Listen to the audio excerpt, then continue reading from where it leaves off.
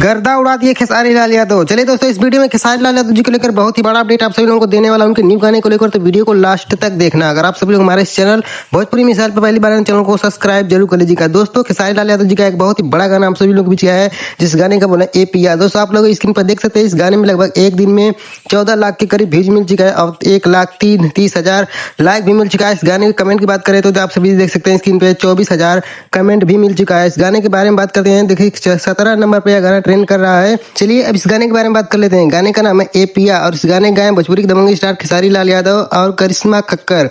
इस गाने को लेकर अभिषेक भोजपुरी आप सभी लोग देख सकते हैं, गाने को डायरेक्ट किए हैं जय गुरु देवा। दोस्तों, अभी तक जो लोग भी इस गाने को नहीं सुने हैं तो इस वीडियो सुने तो वीडियो के डिस्क्रिप्शन में इस गाने का लिंक दे दिया हूँ। इस यहाँ पर जाके खेसारी लाल यादव जी का गाना सुन सकते हैं और खेसारी लाल यादव जी को सपोर्ट कर सकते हैं। दोस्तों, और वीडियो पसंद आए ज़्यादा से ज़्यादा लाइक कीजिए, कमेंट कीजिए, शेयर कीजिए, सब्सक्राइब कीजिए। धन्यवाद दोस्तों।